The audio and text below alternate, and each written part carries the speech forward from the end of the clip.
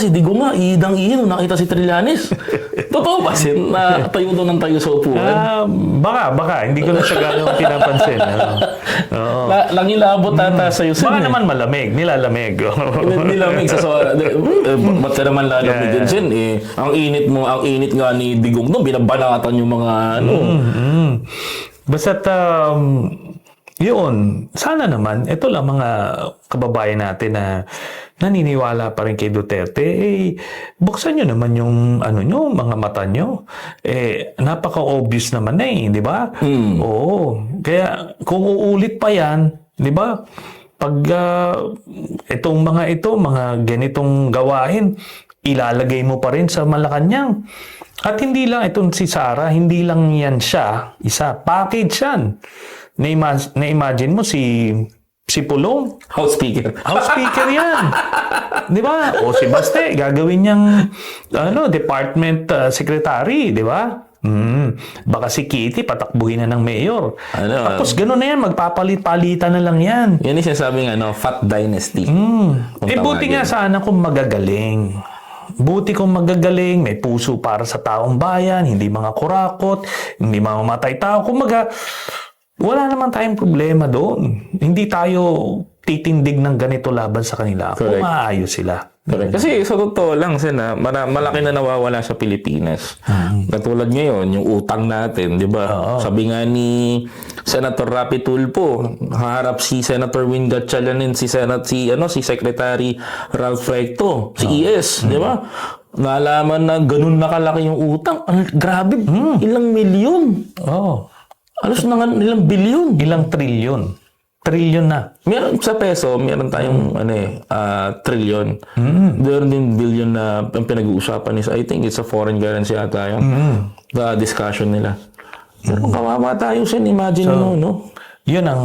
At karamihan nun, nawala noong panahon nila Duterte. Correct. Yun ang... I agree. Oo.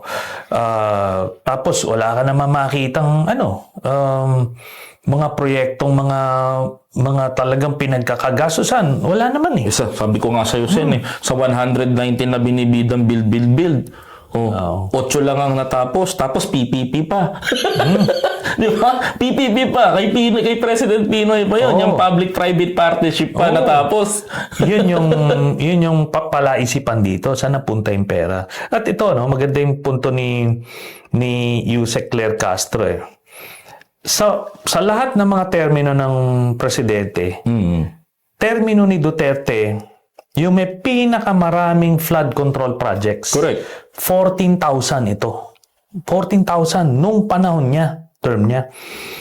Kung ginawa yun na maayos, bakit grabe ang baha dito sa atin? Kaya nga. So, ibig sabihin nun, doon talaga yung mga anomalya. Kaya ito rin naman ang palaisipan. Pinakamarami yung panahon ni Duterte, 14,000 flood control projects. Pero yung ICI, ni isa doon, walang inimbisigahan. Naku. Yun ang mabigat. Kaya medyo katukin natin si Secretary Vince Dizon tsaka yung ICI. ICI, Diba? Dapat si Secretary Vince Dizon ang magsalita niyan Kasi unang-una siya ang Secretary and ang ICI. Pero I think mabubuwag sana naman. Kasi wala na rin Kung hindi mo imbisigahan yung mga pinakamabibigat na anomalya. Diba? Si Pulong, pinakamataas na insertion. 51 billion Yun yung may pinakang maraming insertion sa kasaysayan The history ng First District ng Davao. Sa kasaysayan ng Pilipinas, yun ang may pinakamalaki. Correct. Tapos hindi mo imbisigahan.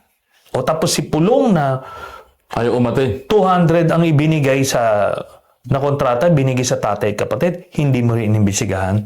May problema tayo dyan. Magkakaroon niya. Baka magsara na lang sila. Magsara na lang talaga sila.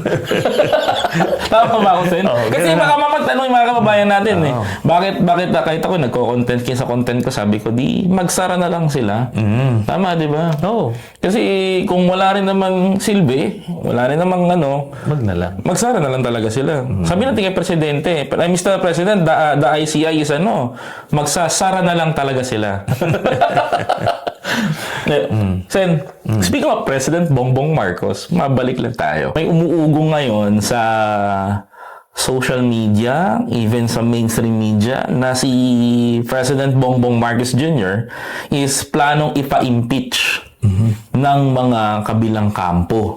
Sen, ito ba, gaano ba kalakas ito at gaano ba kalakas ito? Talagang mai-impeach ba? Kaya ba nilang ipa-impeach si Pangulong Bongbong Marcos? Alam nyo, kahit sino naman pwede mag-file ng impeachment, karapatan niya ng mamamayan, no? Pero isang bagay yung mag-file ka ng impeachment, isang bagay naman yung kung merong nilalaman yung impeachment mo. Ang sinasampa nila kay President Bongbong Marcos is betrayal of public trust. Dahil daw, hindi daw napakulong ni PBBM, may pangako daw siya. Dahil lang ba doon, pwede ba mag-file ng impeachment yun? Well, yun na nga. So, karapatan nila mag-file. Ngayon, ang mangyari nito, ang nababalitaan ko, pagbukas daw mismo ng Kongreso, no? Titignan natin kung merong congressman na maglalakas loob na mag-file ng ganon. Sinusubukan pa nga utusan yung yung, ayoko na nga banggitin. Paano ba? Ex-friend o ano? Kasi ex-friend ba? O friendship? Parang kilala ko yan. Kung saan Malakati B na yung ganawan. So, yun na nga. Anyway, pag i-file nila yan, ang gagawin nun, syempre, kung mauna i-file yun sa kanya, kasi February 6 pa yung kay Sara eh. So, what do you mean? Uunahan nila ma-file to para unahin na yan, no? Yun yung target nila? So, ngayon, mapupunta pa rin yan eventually sa Committee on Justice ng House of Representatives.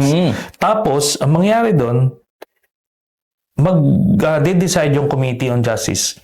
I-determine nila yung sufficiency in form and substance. So, pwedeng forma, verified complaint, yun, duly notarized o duly sworn in, okay. Form, okay siya. Pero baka yung substance, sumamlay sila. Yun din lang tinitingnan namin, yung substance nung nilalaman ng impeachment. Yun, kasi magbobotohan yun doon. Pero, kung tingin mo, kung tumagos man yan sa Senado, I think,